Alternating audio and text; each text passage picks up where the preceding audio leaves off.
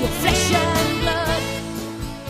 Welcome to Tell Me Your Story, new paradigms for a new world where we're giving you choices and knowledge of those choices to help make your dreams come true. We are here 9 times a week, Sundays at 7 a.m. and 7 p.m., Monday mornings at 1 a.m., Wednesdays at 9 a.m., and Monday through Friday from 8 to 9 a.m., streaming live at all those times at richarddugan.com. We are on SoundCloud, iTunes, TuneIn Radio, Spotify, Stitcher, Player FM, as well as YouTube, where you can watch these conversations. I hope that you will take time to subscribe and click notifications so that when a new conversation is posted, you'll be notified and you'll be able to tune in, listen in, and learn, be entertained and inspired. A reminder that Choices, which is my book, 5 Steps for Life, it's available on Amazon.com in paperback, hardcover, and Kindle with Audible, soon to be released. We also ask that if you can support the work that we are doing financially, we do have a PayPal account. It is there for your security as well as ours. And when they ask for an email address to whom you're sending, please go to richard@richarddugan.com. That's the email address. If you go to richarddugan.com, there is also a link directly to PayPal so that you can send us whatever support you can. And we thank you to those who have helped and to those who will help. We also ask that you take time during this decade of perfect vision, the 2020s, to go within to that quiet, peaceful, calm, still place and listen to that still, small voice. And with that, we now take you to our very special interview and guest here on Tell Me Your Story. And welcome to the program I like to call, and so does everybody else, Tell Me Your Story, New Paradigms for a New World. We have a special guest on the program today. No, we're not going to be talking about setting fire to anything except maybe the way you've been living your life. We're going to talk with our very special guest. She's all the way from the country of Spain. And we're very excited to have her with us on the program. Celinne Da Costa, thank you so much for joining us. What is it, evening there right now as we are conversing? Yes, it's currently 8 p.m. I know there's still light, but it's thanks to the summer daylight program. Oh, you guys are saddled with that too, are you? Yeah, we got it. We got it for probably a little longer than you. When are they going to say no more? Because we already said here in California, no more. You have a new book. It is called The Burning Ground, and we're not going to be talking about the 16 or 17 wildfires my wife and I faced over the some almost 20 years we lived in Santa Barbara, let alone the fires that they had here in January of last year that are down below us here in Twin Peaks, down in San Bernardino in that area.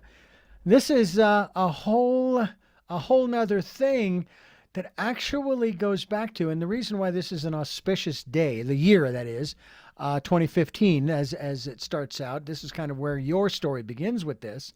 I also had the great pleasure of interviewing my parents on this program, and it was weird to try to separate myself as the son and the interviewer. But you went through a heck of a lot starting in 2015. Let's start there and let's kind of move it forward as we walk gingerly on burning ground. Or I should say the burning ground. The burning ground. It's the one. So we're teleporting back to 2015, are we? Mm-hmm. All right. I like that. So it was a good year. It was a good year. It's 2015 and I am smack dab in the middle of corporate America. Just for context, which I do share in the book, I'm originally from Rome, Italy. I'm half Brazilian, so I'm by blood not American, which makes it all the sweeter because, I came in when I was 10 and I was deeply indoctrinated in this whole idea of the American dream.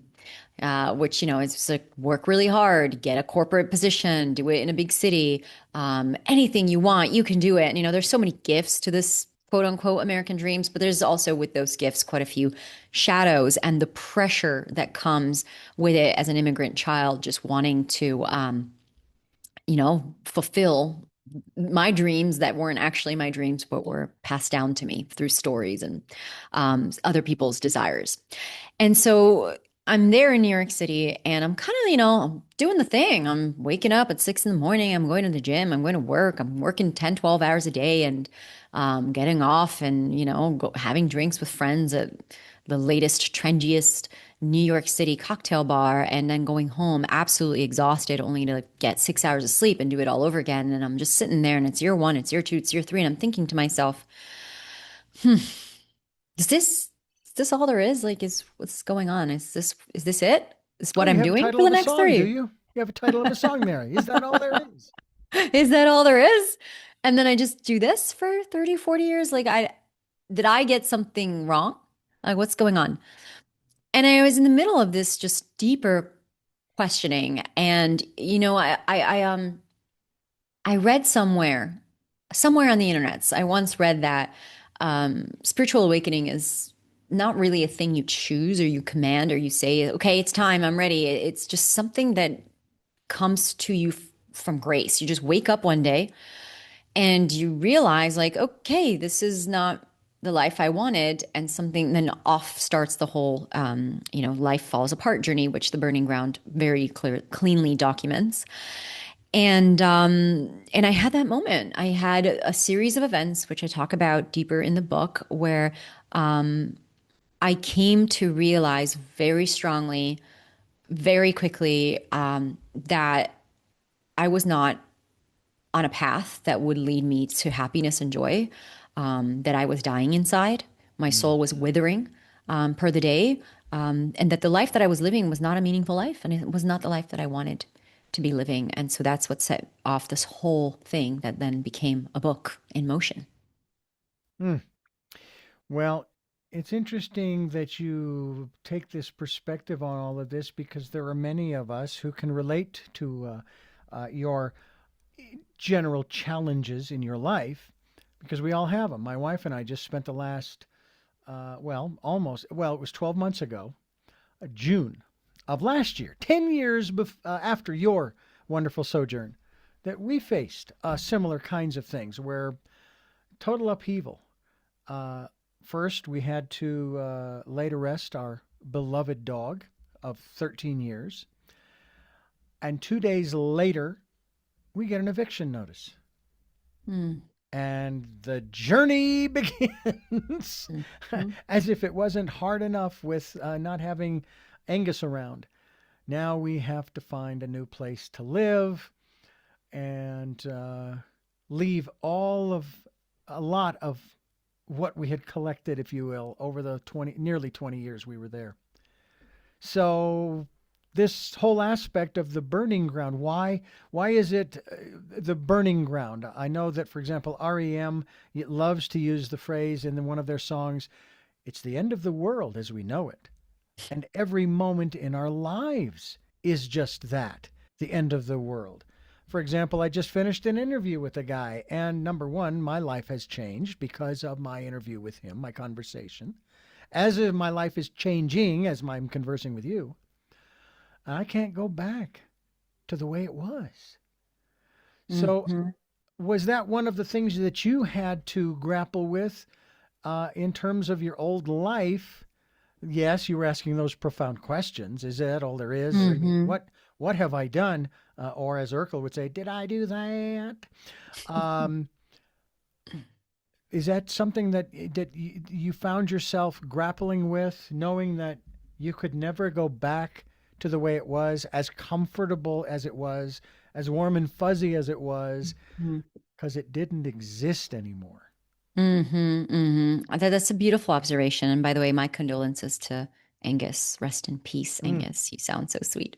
what a joy. And it's interesting, when I hear stories of people navigating their own burning ground, what never fails to capture my attention is just the absolute uncanny parallels in our stories where the names and the characters and the events change, but it really is just a breakage of the world as we knew it. And for me, I talk about this more in the book, but one of the events that precipitated this I can never go back moment Hmm. was the death of my dear grandfather, a man that I so deeply looked up to, and in the book becomes very clear why. An artist, a musician, somebody who really spent every breath, every moment of his life in pursuit of his vocation, and unapologetically.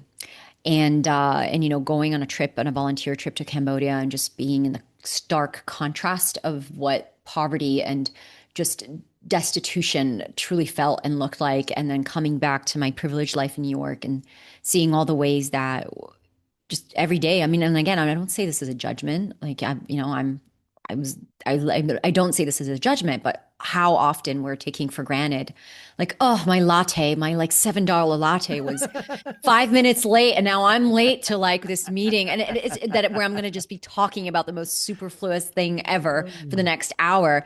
And I say that like tongue in cheek because I am and have been like one of those people, but how I couldn't unsee how ignorant I was and how blind I was to to a deeper reality that is happening in the world, which at the time I didn't have the awareness, the consciousness, or really I didn't know how to understand it, but I felt it.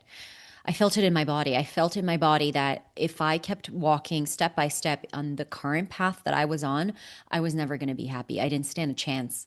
And what I felt in my body and intuitively, even though if you met me 10 years ago and you're like, what's intuition? I'd be like, I don't know what intuition is. What's that word? Like, tell me more. Like, I didn't have this language that I have today, but what was it was inevitably my intuition saying, I have to change paths. And, something that the burning ground is really the first round where I did this in a process of awakening. And since then, I have walked many burning grounds and facilitated many people through their own burning grounds. And so I have the language today to describe to you that in that moment when we realize we can't go back, it's fucking terrifying. It is really scary, especially if you don't realize that you're going to go at it again, especially if you think I can never go back to this life that I'm comfortable with, and you don't have the tools and you don't have the know-how to know what's actually happening underneath the scenes, and this is just a cycle and you're a phase of that cycle. If you don't know those things, it feels like it's the freaking end of the world and everything's falling apart and it's never going to get better, but all you know is you have to keep walking forward and there's no going back. And what do you do now? And that's the burning ground.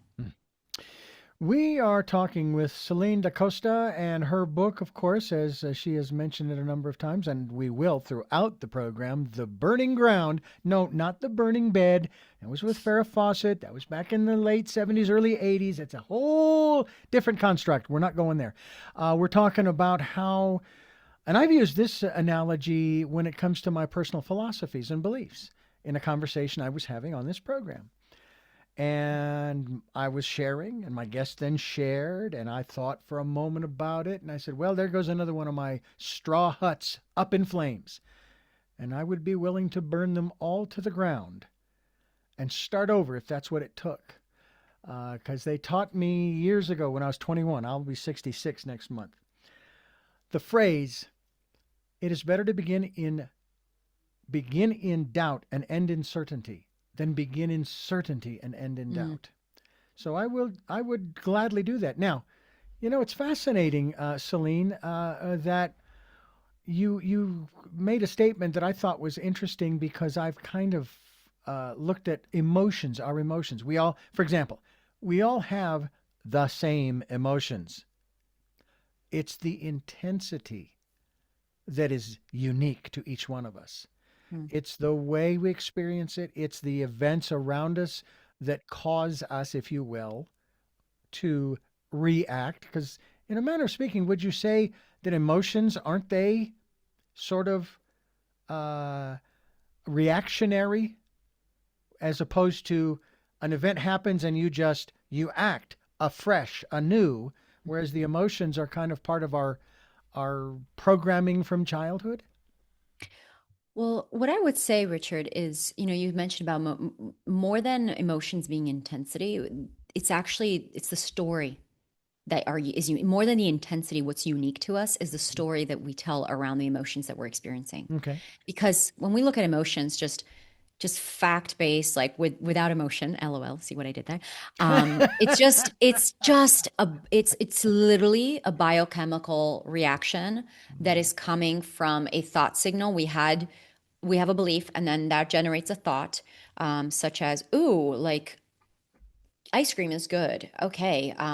I like pistachio ice cream. And then we have that thought, and then we feel like we get a pistachio ice cream in our hands and we're so happy and delighted because the story is that like I love this stuff. And if you say that's the least favorite ice cream that I have on the, and somebody hands that to you, you're like, God, does this person hate me? Like, what's like, do they not like me? Are they punishing me? What's going on? And so, more than anything, our emotions are biochemical reactions that are signaled by our thoughts, and they're not unique. They're equal to every single one of us on this planet. But what is unique to us are the stories that we tell ourselves and about the meaning that we have in our lives, and those stories are what trigger the intensity of certain emotions. Because if you think someone gave you a pistachio ice cream because they hate you, that is going to trigger a lot of emotions around, sadness and rejection and feeling like you're not worthy. And if that person is one of your closest friends, that intensity of that emotion is going to be way stronger than if it's a stranger on the street, and vice versa. And so, even in this, one of the core explorations of this book is really also understanding that for us to change our lives and to start walking the trajectory of our soul journey, we're gonna have to reckon with our emotions. And by extension of that, we're going to have to reckon with our childhood belief systems, our trauma, our conditioning, because the story that we tell ourselves about that trauma, about that childhood, about the conditioning is actually is what determines how we feel about our lives now. Mm, mm. Well, ladies and gentlemen, here's something for you to think about. We're going to talk about a circle. Yeah, that's right. I've used the analogy many times, and we'll do that as we continue talking here with Celinne Da Costa and her book, The Burning Ground, here on Tell Me Your Story. I'm Reverend Dr. D. The Circle, that's right. One of my favorite artists, Celinne, has a great lyric that epitomizes part of what we're talking about. And I'll share my analogy.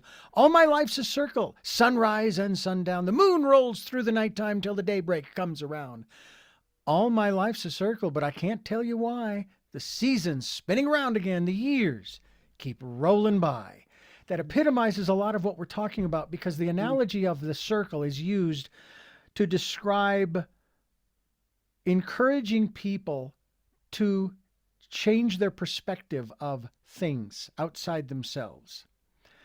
And the event, for example, is taking place in the center of this circle. And I've asked people, step on a point on the circle and observe, then move to another point, and then another, and as many around the circle as you can, to broaden your perspective of things. And there's something about doing that that can help us to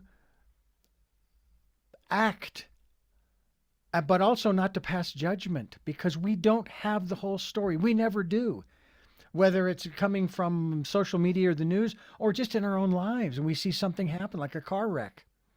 When I was in college taking black and white photography, I went to one of these small intersections in my neighborhood, and there was a car accident smack dab in the middle of the intersection, inside all of the crosswalks. And I started slowly moving around to snapping pictures, not for any other reason than I just wanted to think about that construct. If you ask 10 people what they saw, you're not going to get 10 identical answers. You're going to get 10 different ones. How do we shift out of what we were just talking about a moment ago in terms of these events that happen? Because here's the best example I can give. 2006, my wife and I both lost our jobs in Phoenix. We had a little nest egg set aside, and we thought, well, what do we want to do? Well, let's move. Where? Well, we'd love to move to Ireland. Yeah, but the resources would be nearly gone by the time we got back. And if we didn't secure something, we couldn't go twice. We'd end up going over and staying if we had to. So we went to her hometown of Santa Barbara. All right. I had no fear at all during that whole time. Last June, when we got the eviction notice, whole different thing. I tried to remember 2006, but I couldn't resurrect that. because things were so different. Mhm. What about this compare and contrast, past and, shall we say, present, or far past and near past, in terms of this whole business of the burning ground and working through the new event that is similar to the old one? In other words, we've been here before, we've done this before. Why are we doing this again? Mhm. But that's Mhm. kind of what happens with life. We do tend to Mhm. repeat for a wide variety of reasons. Mhm. Are there are there coping mechanisms that you've written about or that you've discovered as you have grown in this process that have helped you when you do see a similarity in what's happening in the now to something that happened in the past? Mhm. Mhm. Yes, so I love these metaphors that you're using because what you're actually describing is the crux of what I created when I emerged from the burning ground that is in the book. I emerged from it and there were so many gifts that came through from it. One of them being my vocation and Mm-hmm. my life's purpose at professionally, right? And from there, I created my company, Story Atlas. And the whole premise of Story Atlas is that the stories that we tell ourselves and then we tell to the world shape our reality. And that it's not about necessarily a lot of people, they think that you need to tell a different story or hire a better copywriter or a brand strategist. Like, how do I tell the story better so I can feel better about it? And they think that that's what it takes to change a story. But really, it's not about rewriting the story in and of itself. It's about changing the perception, the lens of reality through which you see the same story. And that happens in an instant. So it's about, like you said, it's relocating. There's a car accident and you're over here and you keep telling yourself a story that this person ran into this other person, but you're not on the other side where if you shift your lens of perception through a different lens, then you see that actually that it really was an accident and it wasn't someone being an asshole because you couldn't have prevented it. And if you shift it again and you start to see things from a more divinely neutral angle from the Mm-hmm. lens of God, then you start to reconcile that the whole story happened because it needed to happen. And what do you do from there? Right? That's the whole entire premise of what I went on to build my company from and to support entrepreneurs with.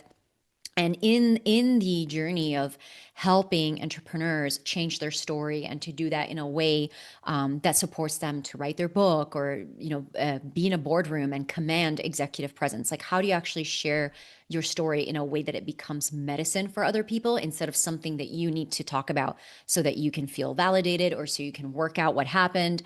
There's such a difference in expressing your story because you need to process it and communicating your story because it's driving people towards a bigger vision at hand. And in that journey of helping entrepreneurs and executives understand what a story can actually do when you pair it with a big vision, I realized that there was a repeatable process which I have turned into a methodology that I walk my clients through and that I also teach about, which is that I realized that rather than trying to look at transformation as something that's linear, which is here's the beginning, here's the middle, here's the burning ground, and here's the end, it's much more useful to think about it as a compass. And even like anyone who's listening, if you think about a compass and you have like north and west and south and east, um, you start to think about like phase one, which is I associate it with the south, like with the ground, Mm-hmm. which is you have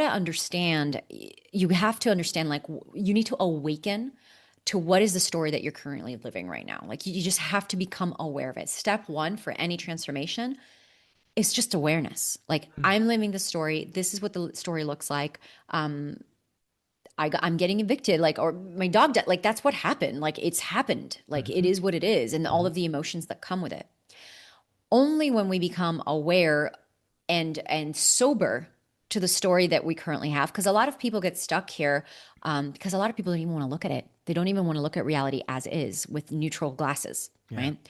And so when you actually are able to soberly look at your reality right now and the story that you have been from then until now, that's the moment that you can move into phase two, which is the part where you can shed the story like a snake sheds its skin And here's the really uncomfortable piece that a lot of people spend an entire lifetime avoiding. And this is why a lot of people don't even make it through the burning ground, is because for you to walk through the burning ground, you're going to need to reckon with reality. You're going to need to reckon with your fears. Mm. Like, you have to get to the point where you're like, you're not only afraid of being evicted from your house, but like you have to face that you're afraid and that you're leaving and that you need to find a new home. And you can either be a victim of that or you can find a badass new home. And Mm-hmm. that's up to you. And this is a crossroads in many people's lives, the second phase, where we need to look at the uncomfortable conditioning that we have. We need to heal the trauma. We actually need to look at the things that we've been avoiding looking at, which has what has kept us in the old situation. If we're able to cross that threshold and truly walk through the burning ground, which is literally requires us to burn down that old identity, put that house on the burner, okay, that person died, that pet died, like you put it in the fire, put it all in the fire, and you're willing to trust that if you walk through the unknown, there's something greater on the other side. Life rewards you greatly with phase three, which is the unlocking of your gifts, of your soul's gifts. And we go through several rounds of this in a lifetime. It's not a one done shot. Mm-hmm. But when we are able to reckon our fears and get past the discomfort, what waits on the other side of us is a deeper understanding of what we're actually here to do and to create in life. And this is when we call spring season, right? This is the north, like things are going well, like people are recognizing you. And then when you yourself get connected to the new story, right? So it's like first one is you find the story, then you got to shed it and set yourself free from that, and then you actually consciously choose a new story. That brings us to phase four, which is we have a story, now we need to give it. This is the part where we need to articulate our gifts with the world. We share our story with the world in with the intention of giving what we've discovered to others. For me, that looks like literally writing my book. That's the bounty that I have to give to the world in this specific, scenario. For an executive who just went through a really bad layoff, it looks like going into the new company, discovering that they're worthy of it, and also creating a new movement in that company that is a basis of everything that they've learned. And so when we have our contribution to the world and the bounty, we just keep on giving it. And then one day we're going to wake up and we're like, oh man, this feels like a tight sweater. And then we do it all over again. And it gets easier and easier and easier. But those are the four phases that I've mapped out Mm-hmm. that the subconscious mind needs to go through in order to find itself and find resolution within itself again. Celinne Da Costa is my guest. The Burning Ground is the book. The website is Celinne. No, correction. Yes, it is CelineDaCosta.com. Will be linked to that. CelineDaCosta.com. And you're listening to Tell Me Your Story. I have listened to you tell me about these four steps, and my mind is just going like crazy with thoughts about life and living and so forth. And you've said some incredible stuff there, and I love it, especially in the context of something that was said to me when I was going through a particular phase, though I hadn't really shared it. It was in the context of one of these conversations. And this is something that they offered. Anytime you are going through the stuff, okay, what you say is, and I'll go ahead and use the example of getting the eviction. You say this every single time this stuff like this happens. You say, this could be the best thing that could have ever happened to me. Mm-hmm. Because you don't know, as you've already stated, you don't know what's on the other side. We had no idea. By the way, we're going to talk about this too. We put out to the universe the phrase, we need a new place to live. We didn't say we need a new place to rent. We need a home to buy. We said we need a new place to live. Now, that's rather broad. Could have put us out on the street. That's where you're living. You asked for a place to live. There you go, the street. And the next thing you know, within 3 months, we made an offer on the house that we're living in. And it's now 8 months since we moved in. This could be the best thing that could have ever happened to me, or us, in terms of myself and my wife. And the other aspect I want to talk about is divine, this is the phrase, divine right timing. But you can also tie that into trusting one's intuition, listening to, as we promote on this program, listening to that still small voice of guidance. And it's, by the way, it's not enough just to listen. You have to follow the promptings. I know you've had this experience, I'm sure, where you've resisted and resisted the promptings. And eventually you kind of give in, going, okay, all right. Because I've had two examples of that. One was over a financial situation that I needed to resolve. And I had this plan, okay? And the voice persisted. No, you need to do this. And okay, all right, I'll do this. 3 days later, 3 days after I had done what I had been prompted to do, I looked back and going, man, if I hadn't done that, oh, it would have been a whole lot worse. I was bicycling back in Phoenix when that's what I did, was bicycle. And I was prompted to turn right at the next corner. Now, where I was bicycling was farm fields to the west of Phoenix, Arizona. They were a mile square.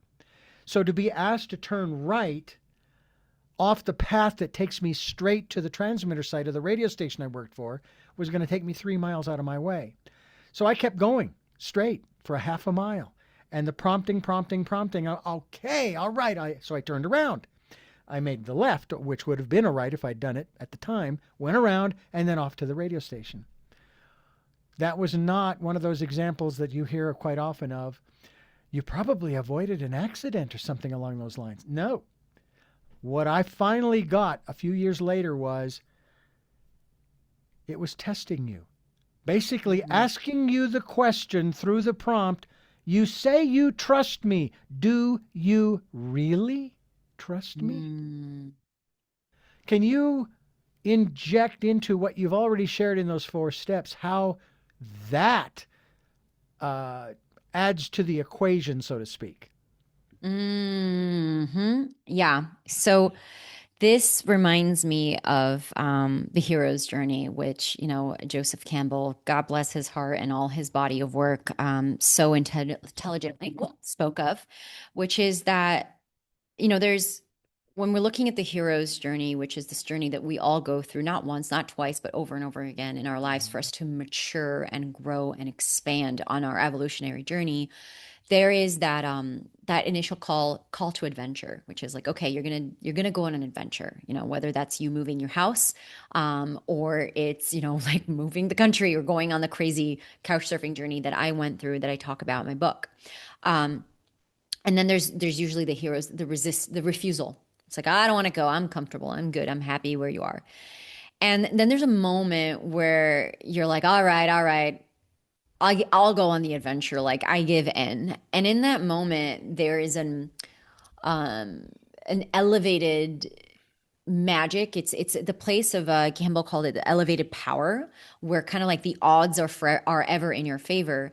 And in these moments, which would be, right between phase 1 and phase 2 of what I've described, which is the wind is behind your back. And that is the moment when there's guides, spiritual guides, or signs from the universe that are saying, hey, here's your assignment. Here's your assignment. And we can choose to listen to that, and we can choose not to listen to that, and you think of, I'm thinking, I can't think of a specific granular example, as granular as I wanted, but I remember in the Odyssey, you have Ulysses and they give him like a bag of winds, right? Like he's getting the gifts and he's getting the guidance, but whether he opens the bag of winds when he needs to be crossing where the sirens are, or if he just like uses that gift recklessly because he wants to look what's inside, that's going to be up to him whether he wants to fluff that up or not. And so we're giving these opportunities to trust and create this deeper connection with the divine. And I had it in my book, there's examples of the ways that I did that in my journey, where I was repeatedly being asked to trust complete freaking strangers that could have literally taken me home and, God forbid, cut off my limbs. Like, I didn't know them. I didn't know what would become of me. But there was this feeling that I call, intuition. And the way I define intuition is the voice of your soul. And when I think about how do I define soul, I think of it as the one puzzle piece in the grand puzzle that is God, right? Like I'm the little piece, and this little piece that is my soul talks to me like this. It talks to me in this like really cute little like radio voice. It's like, hello, turn left, turn right, like go right. And so it talked to me a lot. It talked to me all the time, but I would ignore it most of the time until 2015. And I stopped ignoring it. And the story that you're sharing with me, Richard, is I'm hearing is like your intuition talking to you and wondering whether you were going to listen this time. Because for you to actually cross the burning ground and for you to come into contact with the next iteration of what your gifts are here to be and in your evolution, you're gonna have to get uncomfortable. I'm sorry, but that's just part of the deal. And I'm not sorry because this discomfort is not, I don't believe the God's testing me. I personally don't believe we're being tested. Mm-hmm. I believe we're being invited all the time Mm-hmm. into a greater octave of who we're here to be.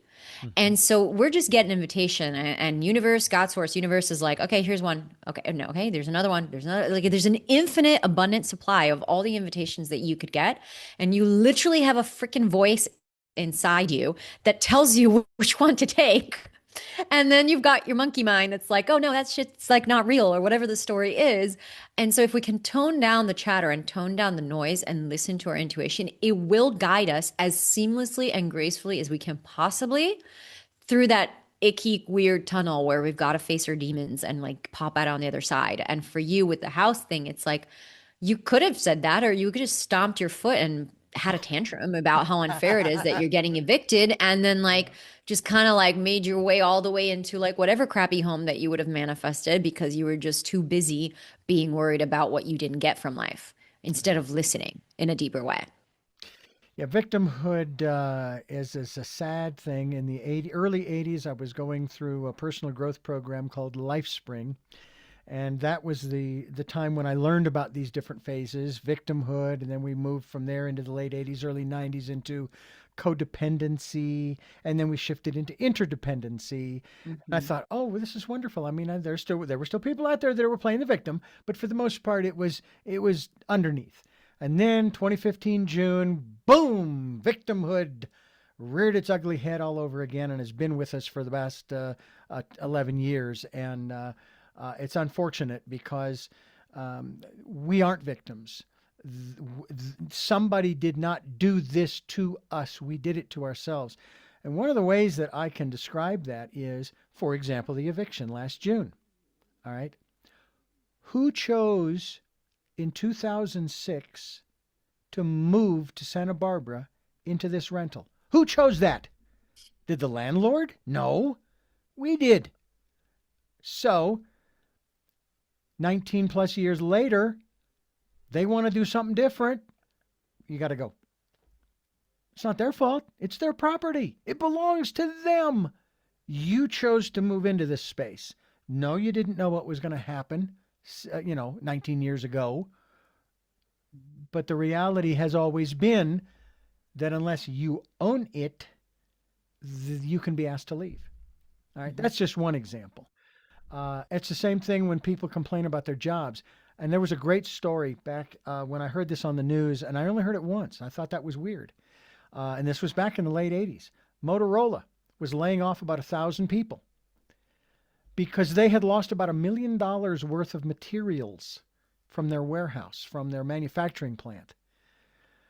And the first thing that went through my mind was, I wonder how many of those people had pilfered those materials with the justification that they're not getting paid enough. So I'm going to take the stapler and I'm going to take the ruler and I'm going to take this and that and the other thing. Because, you see that in movies and television shows where someone's leaving their job. So they start taking office supplies and so forth in some justification. Well, you chose to stay. You chose to work for that certain amount of money that you weren't happy with. Mm-hmm. How about personal responsibility? Can we talk a little bit about that when we're talking about these kinds of things? Is that a hard one for some folks to I love to use this word, to grok Is Hmm. it a hard one for them? Because I know that working again, as I did for this Christian station back in the 80s and early 90s, that was the equivalent of a four-letter word. Oh, no, no, no, no, no, no. That's either the devil or God. We're not responsible. It's like, Hmm. what? Hmm. So talk to us about this aspect Yeah. of responsibility. Yeah, personal responsibility is one that I think most of the planet grapples with, whether consciously or unconsciously. And again, I'm not saying this from like the seat of judgment. No, I understand. Been there, done that, got the t-shirt, came back to tell a story, and like still learning. And at the same time, I like to think that I've found the place within myself where I can take responsibility, which is, the ability, responsibility, the word itself reveals the secret, which is the ability to respond to the situation at hand. I think if we lived in a world where personal responsibility was a norm, we would be living in a world where the forests are green and thriving, the air is clean, EMF, like we're not like poisoning and filling our bodies with free radicals all the time, or poisoning our body with food. Like I think we would be in a completely different paradigm in reality. And my hope is that we can be by taking on more personal responsibility. But I think other than the like, save the planet conversation around this, a lot of people don't understand, and I go through this process when I'm coaching my clients specifically around this, is that the reason why humans do anything ever is out of self-interest. And we can talk about how giving and loving and selfless we can be, but we also do the things that we do out of self-interest. And the name Hmm. of the game to create win-win situations in life is that we align our self-interest with the self-interest of the person that we are collaborating with. And ideally, in a super great planet, we're aligning our self-interest and your self-interest with the self-interest of the interest of the planet, right? And then that's how we have a sustainable society. But a lot of times, because people are stuck in their survival state, because and again, chicken or the egg, like we are living in a society that collectively conditions us to be fearful of what's happening in the world, of valuing money more than anything else, Mm. of needing to, and especially in Western society, of being individualistic instead of thinking about the collective. And so we grow up in these, like, so many people, especially people who go on to become decision makers for the world, grow up in these little boxes we call apartment, and maybe one box is bigger than the other box, and now there's like all this, you know um, all this radio frequency that's coming in from the Wi-Fi and the computer, which completely disturbs our nervous system and our ability to be connected to ourselves and therefore to nature. And we're growing up in these places, and we don't even know who our neighbors is, and we're taught that we're on your own, and you got to work hard, and you got to make that money, and you got to keep going up in the corporate ladder, and it creates this like very ingrained sense of survival, of like, I need to be the best that performs. I need to outperform this person. I need to compete. And I'm on my own, and there's no one to look out for me. I'm going to have my kid. I got to pay for the bills. Like, I'm on my own. And it creates this like survivalist mentality, which is literally the opposite of personal responsibility. Because for us to take personal responsibility, we need to be able to have, even when we look at Maslow's pyramid of needs, we need to be able to go up the pyramid enough to get our head out above the water, because we have food and we have shelter and we have physical safety to be like, huh, okay, what else is there? Oh, there's someone that isn't, there's my neighbor, and there's someone who's outside of my own, dynamic. There's other people in the world. I need to get along with them. Not only that, but we need to thrive together. What happens there? And it's like, yeah, you're going to have to take personal responsibility, because if you're in that state of everything's happening to you, to me, and I need to survive, and I need to push others aside, and I need to compete, and I need to do what it takes for me to get ahead, that's a completely different operating system than I live in a society. We all need to do this together sustainably. For me to get along with Sally, if I am very, very rude to her because I'm having a cranky day, I'm going to need to apologize. I'm Mm. going to need to like recognize that that cranky day comes from me and I didn't have to snap at her. And now let's repair the relationship. Because Hmm. if we even look at it, zooming out a little bit, even a little bit more, and you look at what it takes to have healthy relationships, which is what runs the world, it's the same thing. It's a cycle of harmony, rupture, repair, harmony, rupture, repair, harmony, rupture, repair. And for us to repair the ruptures that inevitably happen in life, we need to be able to take responsibility for how we created those ruptures. And we need to have the skill set to be able to repair. And that skill set requires us to say, I did that. I fucked up. That was my bad. I'm sorry about that. Right? It's personal responsibility. And the more we do that, the more we create a reality where, because you know the ways that you're responsible for the reality you've created, you get to change your reality, which means you get to change your life. So it's actually the ultimate hack to consciously creating the life you've always dreamed of, is taking freaking responsibility for the one you have. Because only when you do that, phase one of the methodology I taught you is phase one is like, you got to be aware. And Hmm. if you get that you're doing it, then now you can cross the threshold and actually do something about it. Celinne Da Costa, my guest. The Burning Ground, the book, the website, CelineDaCosta.com will be linked to it here on Tell Me Your Story. You know, the aspect of responsibility is extremely important. I learned that early on because I could not. I mean, it's funny. The things that come into my mind during these conversations, I was a kid of, I don't know, 8, 9, 10. I was in grade school. On the walk to school or the bicycle to school, there was a Circle K, a convenience store. All right. What possessed me to think that I would get away with stealing a little battery powered flashlight is beyond my adult comprehension. This child who thought they'd get away with it. I was dragged back to the store to return it and apologize, and nothing more was said or made of it. But I did that as a child, and I have grown, I have changed, I have learned. What about our past? We've seen this happen with adults in various arenas. Their past is dug up and put on display in the public square, so to speak, on Mm-hmm. television and so forth.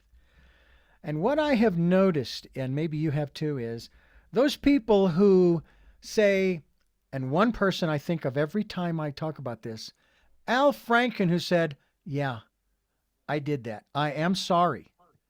You know, um, he didn't say, "I'm sorry that she perceived my actions as." No, no, no.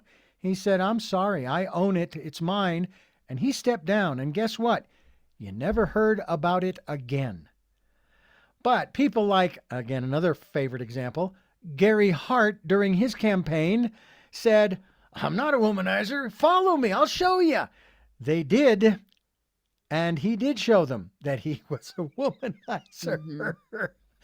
And that kind of went on for a little while until he said, yeah, and he dropped out of the public life.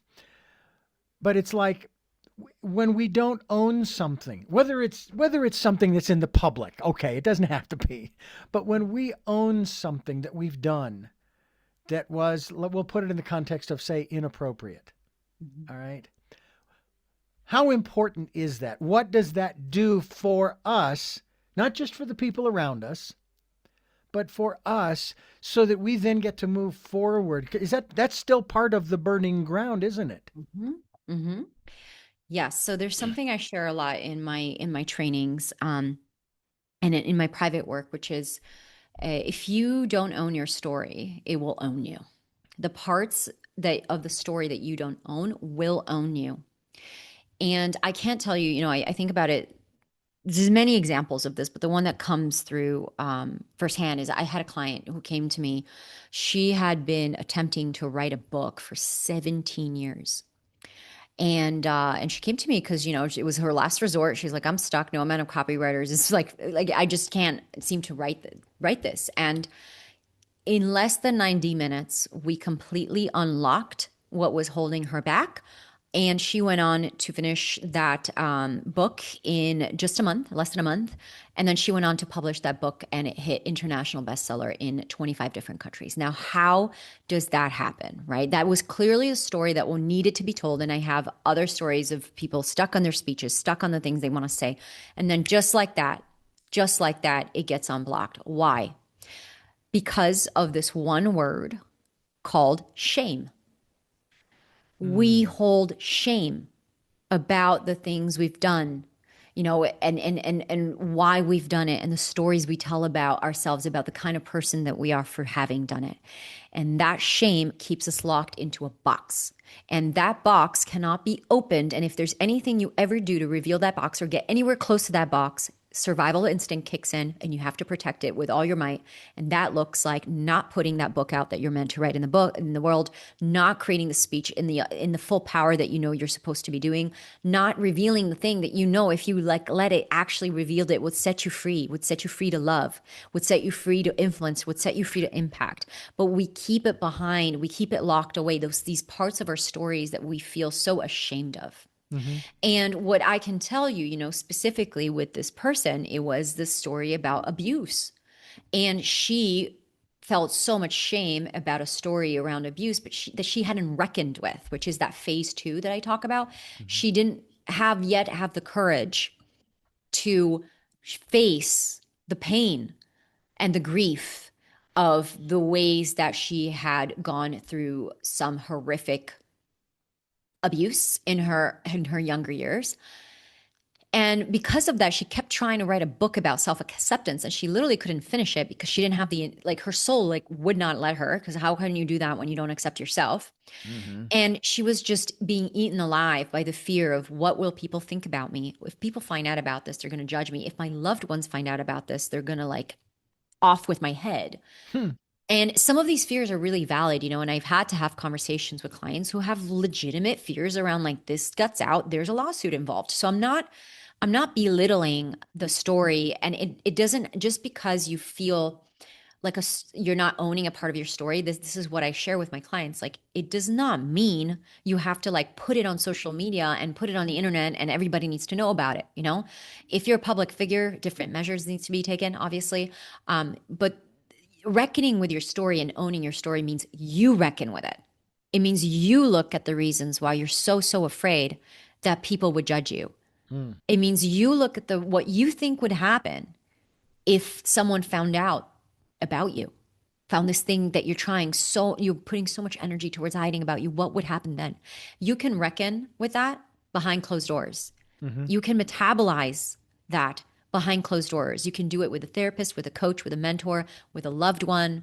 There's so many ways that you can actually look at the parts of your story that you're not owning and metabolize them so that you can mine the story for the gold. Because what my client found on the other side of reckoning with the fear that she was avoiding, that she was drinking to avoid, that she was numbing and distracting to not feel, is that when she went into that pain and that grief, and she fully went all the way in with facilitation, of course, the first thing is she realized it was not as painful as she anticipated it would be when you just go into it.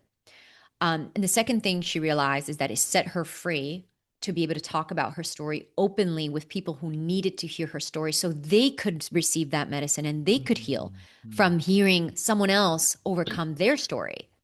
And she also found out that when she was able to go through the pain and the grief and metabolize it in a healthy way, where actually digest it, the gift that came on the other side, which is part phase 3 of what I share, is a deep empathy that she previously couldn't access for people who are numbing, distracting, sex, drugs, and rock and roll through their own pain. And that made her a better manager. She was a C-level executive at a Fortune 150, and there's a lot of people that were going through very similar things.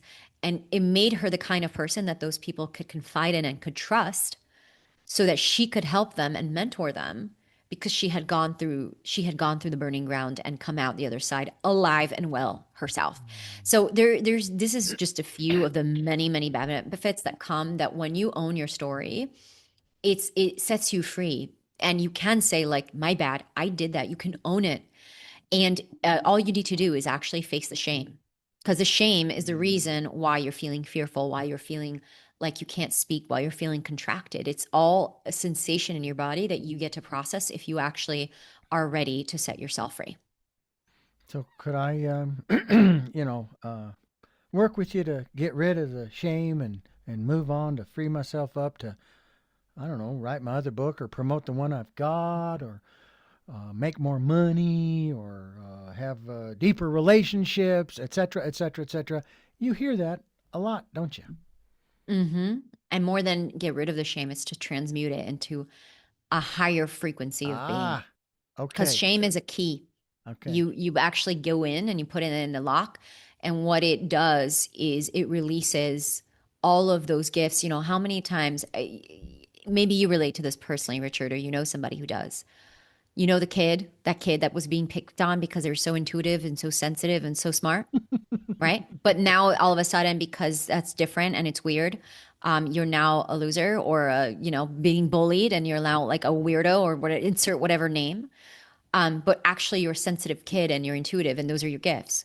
But because you grew up thinking that you were a loser, or you should be quiet because you're feeling too many things, and all those things, all those boxes and conditions that were put on you, now you feel ashamed of who the fuck you are. Excuse Mm. my French. You feel ashamed of the very person that you are. And you grow up your entire life carrying that shame with you. And when you actually go into the shame, you go through that layer and you reckon with the shame, phase two.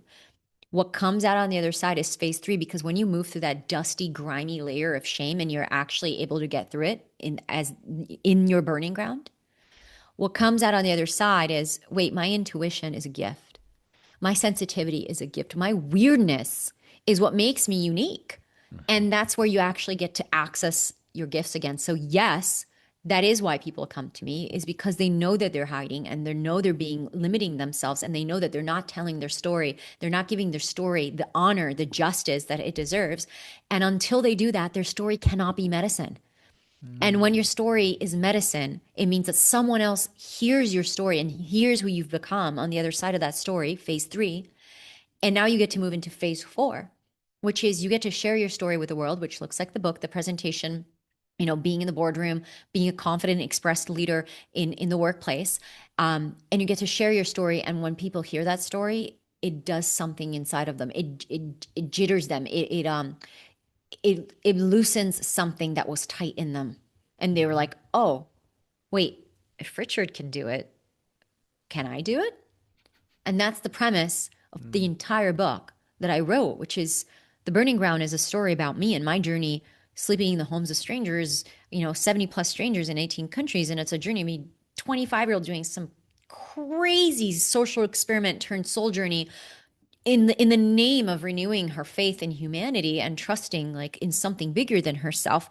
But every person that reads that, whether they're 25, 45, 55, 65, 75, like they see themselves in my story. Why? Because I metabolized the freaking story. It's Mhm. digested, and now you have the medicine from that. You don't have the poison that I gave myself. You have what I processed and created, and the medicine is what helps you wake up to whatever's going on in your life and see yourself in my story. And that's how we get to walk each other home. That jogged in my memory what was said to me yesterday by one of my guests who said we were talking about forgiveness. And she says that when you don't forgive someone, this is the metaphor, and I loved this metaphor. It was really cool. She said, when you don't forgive someone, you are taking poison expecting the other person to die. Mm-hmm. And I thought, wow. And that is why back in June of 2015, when a lot of this, I'm going to say officially started with the victimhood business, I said, um, I can't listen to this person. They're on the national stage. They still are. I said, because the energy they're putting out, the victimhood, which is, in my opinion, a form of a lack of forgiveness, um, they can't continue this indefinitely. It will kill them. they're basically committing suicide, kind of like smokers, as that phrase was. A smoker, oh, you're just committing suicide. It's going to take you years, is all. Mhm. The same thing is true when you have those kinds of energies flowing in your body. Those, we call them negative energies. We'll just say energies of a lack of forgiveness, a lack of empathy, the attitude of revenge, and all of those things. It's going to eat you alive, which is Mm. part of the reason I think subconsciously, uh, I I don't like getting into dramas. I cannot. My mother shared with me a wonderful story about their first few weeks of marriage, my father and her. They almost made it 62 years. He's since passed. But this was back in the late 1950s, 59, I think, 58, 59. And she says, yeah, I got real angry and I started yelling and da da da da. And he wouldn't yell back. She said that you're not playing the game. You're supposed to yell back. And he wouldn't. So that's when they sat down and they discussed it and they said, anytime we have a problem with one another, my perception is blah blah blah blah blah. We talk it out calmly, and because the reason that came up is because I asked her. I said, before Dad died, did you guys ever have a time where you sat down and said, I want to forgive you for 1962 and 74 and 89 and that? And she said no. And that's when she told me about the example of only 2 weeks into the marriage and when they'd made that decision. And so when he passed, they were good. It's like I can say about my father. When he passed, we had nothing left unsaid. And Mm-hmm. it was beautiful. It was a wonderful thing. And I know a lot of people can't do that with people who are living. that, Mm-hmm. that they can't say that. Oh no, I got grievance. I mean, I still consider him a friend who, in essence, I worked for him. He made an offer to pay me X number of dollars per program I was producing for him. And I said, well, you don't have to do that because I get paid by the radio station. He said, no, I want to do it. I want to do this. And then when he departed a few years back, he refused to make good on that. And it was disappointing. But what hurt me more than the loss of the dollars was the loss of the friendship, Mm. the loss of that connection. We would go to a local restaurant there in Santa Barbara. We'd sit down, have a beer and a burger, and talk about different things, talk about some of the programs we just done or that are coming up and ways of making improvements. And it was just, we even took a trip down to the Coliseum in Los Angeles to watch a rugby game and to produce a show, a program with a bunch of the players, interviewing some of them and so forth. Oh, it was fantastic. And I'm thankful that I didn't go down the path of, well, you could sue him and take him to small claims court and blah. It's like, I don't want to go down that road. I don't want to generate that kind of energy. Mm-hmm. Okay. Mm-hmm. That's part of your program too, the 4 steps, isn't it? Is Mm-hmm. in a manner of speaking, I don't want to go making it this statement, but I can't think of any other word. Choose your battles carefully. Do you really want to Mm-hmm. do that? When I went through my divorce back in 1998, 99, I just wanted it over. I was willing to give up almost everything just to get out because it was not working for me. It wasn't abusive or anything. It was just, it wasn't working. I wasn't happy. And someone said, well, but you're giving up this and that and the other, and it's a community property state, and she's supposed to get half of both the assets as well as the debts. And I was like, don't care. I Mm-hmm. just, I don't want the drama anymore. And that's kind of how I feel about watching different movies and television programs. I don't like the drama. I want to watch comedies. I know that cartoons are stupid, like Family Guy and The Simpsons and whatever other Bob's Burgers and so forth. They're considered more adult. I liked Rocky and Bullwinkle because there was an adult subtext in there. It was wonderful. Yeah. Yeah.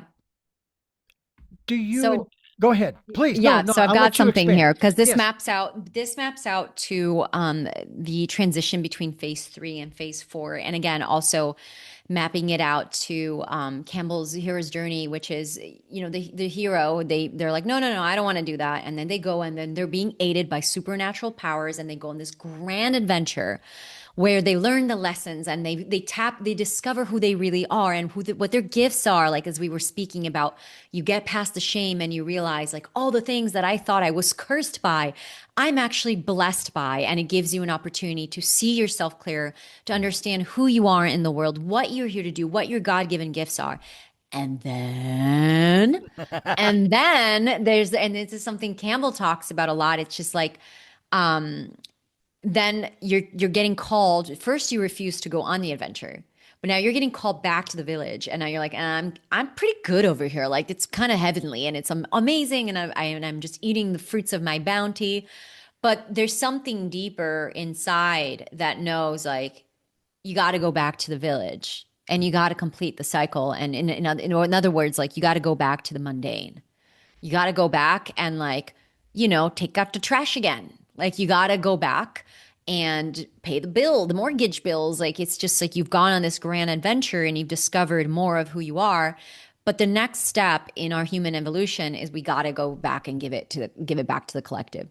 And that brings us to another resistance that you're describing through your story, which is that you're like, the fear, the disappointment of like, but now you're getting divorced and you have to split your assets. And now you have a friend who you thought was a friend, but now you've got this person betrayed your trust, and now there's like money on the line, and you got to reckon with that. And there's a whole new set of skill sets. When I'm coaching people who are more in the phase 1 to phase 2 place, the skill set is like emotional mastery. It's being able to quiet the monkey mind down.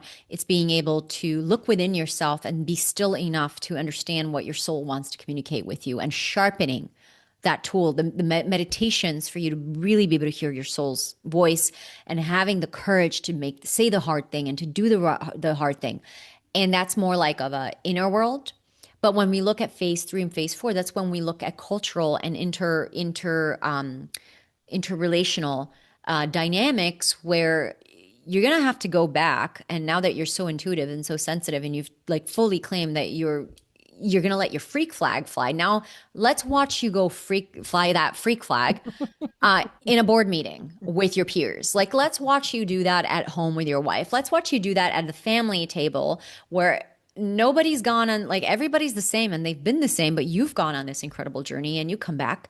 And like Odysseus coming back, to his beloved island, like, he's a completely different man, but a lot of the dynamics there are quite the same. And now he has to fucking go home after 20 years and deal with all these suitors, like, messing up his house. There's all these men courting his wife, like, wreaking havoc, making his house dirty. Like, the last thing this hero wants to do when he just like went halfway across the world, like saving the freaking planet, is come home and deal with like people hanging out, like throwing, drinking beers in his living room and trying to hit on his wife. Like, that's not what he wants to do, but it's what he's got to do. Mm-hmm. He's got to deal with it. He's got to clean up the mundane, everyday thing that he's got to reconcile with his son. He's got to reconcile with his wife. He's got to clean up house, so to say. Mm-hmm. And that's what I see in this place is like, a lot of times we're even afraid, there's different gates. Like, gate 1 is facing yourself, but gate 2 is like, we're so afraid actually of coming into our gifts, because when you say accept your gifts that you have, you're actually accepting responsibility. With more power comes more responsibility, because now that you have these gifts, you're responsible for using them. Mm-hmm. Now that you claim that you're intuitive, now that you claim that you're sensitive, now that you claim that you've got this gift, you got to go use it. And that's the second gate, where a lot of people are like, oh, no, no, no, no, no, no. Because if I do that, what's going to happen at work? Like, you're going to have to do what? You're going to need to learn how to communicate. You're going to need to learn how to have the hard conversations. You're going to need to know how to say no. So when you're saying yes, but you mean no, and how to have boundaries. You're going to need to know how to protect your time. I have that with a client, like, okay, so he's completely flooded and all these people hitting up he can't say no to people. Well, you're going to need to protect your time, because if you're going to have time and energy to pursue your purpose and to, go to phase 4 and really like contribute your bounty to the world, you cannot be answering everybody's texts, and you cannot let anybody get on your calendar. So, and if you're going to go through this, awakening and reclaim the part of you, and you realize that your marriage was out of alignment, now you're going to need to get divorced. You're going to have to deal with the lawyers, and you're going to have to deal with the divorce papers, and you're going to have to deal with some of the headaches that are going to be required for you to step into whoever you need to become to set yourself free, to be the kind of person who can give your bounty without draining yourself in the process, right? So that's the part of the journey, like the less glamorous, the less sexy part is like, okay, you're going to launch. Great. You wrote your book. Now you're going to need to launch it. Now you're going to ask people to buy it. Oh, Mhm. right. Now you're going to like need to have weird, awkward conversations of people buying $25 book, and people don't buy books or they don't read anymore. You got to go into it. You got to do it anyway. Mhm. Right. So it's like the less glamorous, before enlightenment, like sweep the floor. After enlightenment, sweep the floor. That's the Yeah. cycle. Yep. Yeah. What But is now you that? have a cool story. Yeah, what is that Buddhist saying? Chop wood, carry water. Yep, Chop wood, that's the carry one. water. No matter what the circumstances are, that's what you got to do in life. Mm-hmm. There are a couple things. Number one is that that's one of the reasons why I make the statement quite often on this program that this program is my therapy. Okay, so it's kind of cool. I like that. But also, there's a passage that goes along the lines of you think you're going to do, you want to do these miracles? Sure, I'll teach you how, but you're going to do greater works than these. And I will tell you that I interpret that as the greater works are what you are Mm-hmm. doing and what many of my guests are doing is they're helping people to transform their lives. That to me is the greater works, if you will. Mm-hmm. Do you feel Mm-hmm. that? Mm-hmm. Yes, that's what I'm here for. Mm-hmm. And I do that by transforming my life over and over again. That's what gives me the pathways, the conviction, the tools, the strategies. I do not recommend things I haven't done myself. And I know they work because they work. And the burning ground was the very messy. One of the reasons I wrote this book is because I wanted to showcase the messy, non glamorous, holy crap, I don't even have the language. What the heck is going on? Mm-hmm. I don't know what's going on version of transforming your life in a big way for the very first time. I wanted to document that. I wanted to showcase that so that when people, like I said, I have the articulation today. I have the transmission.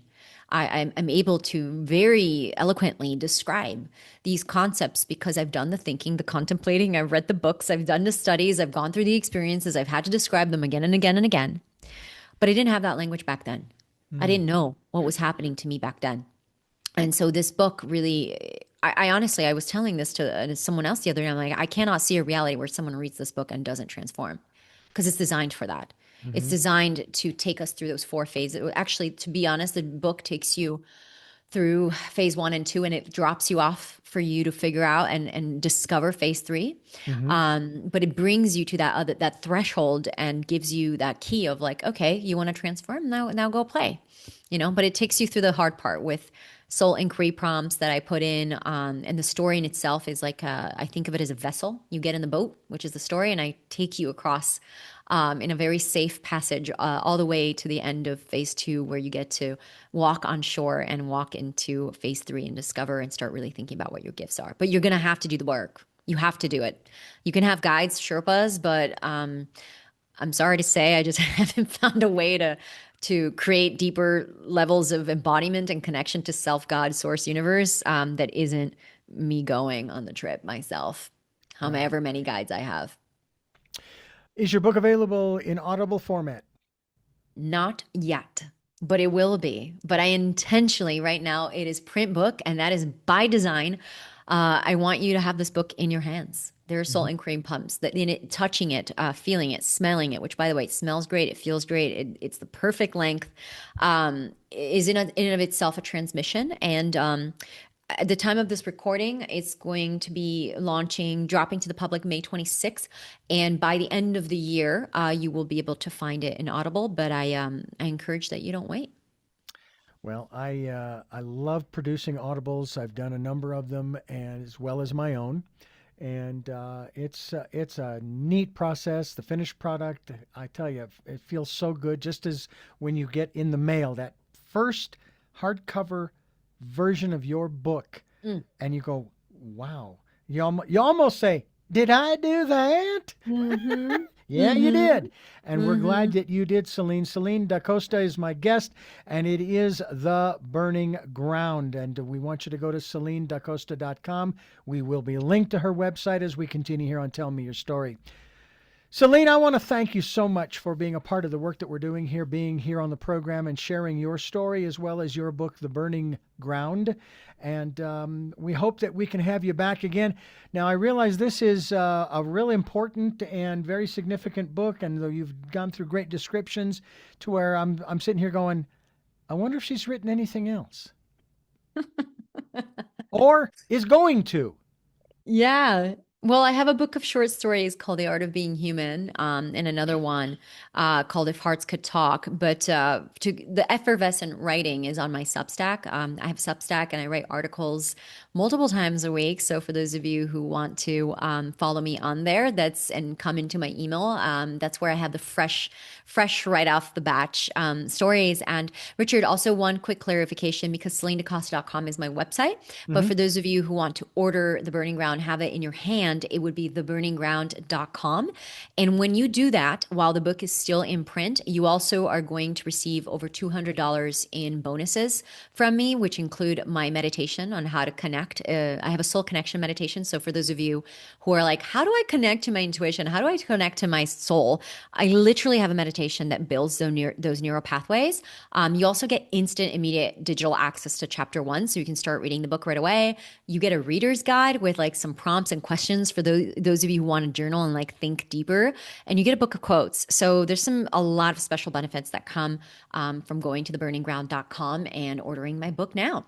All right. Well, I'll tell you what, we'll be linked to theburningground.com for folks to get a copy of the book, to get all that wonderful additional stuff that you make available to them for free. And we hope that we can have you back again to continue this conversation, whether we repeat it or whether we take it to the next level. It's important to be repeated. I do believe that when you do that, you sort of reinforce what it is that you're listening to or reading. And Mm-hmm. I know there are people that they'll pick up books that they read years ago and they'll read them again and so forth Exactly. because I don't know they like the story or maybe they've forgotten the story and they want to go further. So thank you so much for being here. Thank you so much for having me. This was a whole lot of fun. I have three final questions I ask all of my guests. I will ask you in just a moment, but I want to thank you for listening to and watching Tell Me Your Story, New Paradigms for a New World, giving you choices and knowledge of those choices to help make your dreams come true. Sundays at 7 a.m. and 7 p.m., Monday mornings at 1 a.m., Wednesdays at 9 a.m., and Monday through Friday from 8 to 9 a.m., streaming live at all those times at richarddugan.com with podcasts on SoundCloud, iTunes, TuneIn Radio, Spotify, Stitcher, Player FM, Blueberry, iHeartRadio, Amazon Music. We're on YouTube and Rumble, and we hope you'll subscribe and click notification. Please go to Amazon.com to get a copy of my book, Choices, 5 Steps for Life, and also available in hardcover, paperback, and Kindle, Audible. I'm still working on that little maneuver, but it's already recorded, and now I just have to figure out how to get it up on the internet and connect it with my Amazon stuff. But we'll get that out to you soon enough. And then also, if you can support us financially, we would be gratefully appreciative. We have a PayPal account. It's there for your security as well as ours. And my email address when you do that is richard@richarddugan.com. That's richard@richarddugan.com. And thank you, thank you, thank you to those who have helped and those who will help. And we also ask that you take time during this decade for perfect vision, the 2020s, to go within to that quiet, peaceful, calm, still place and listen to that still small voice and follow the promptings as well. With all that being said, we now move to our final three questions for a very special guest who's now in the dark. The I'm sun has gone so in down the there in dark. Spain. Really an interesting view there. Let me tell you. Ooh. I just went into my witch cave. Yeah, but it's a good one. Let me tell you. First of the Good three one. questions is, who is Celine Da Costa? Oh, this question. I am a soul coming back home to God. What gets you up in the morning? Full night of sleep. And very comfortable covers and perhaps the sun shining on my face. And then, there's other stuff like my purpose and the people I love, but I would say first and foremost, sleep. And finally, what was your best day?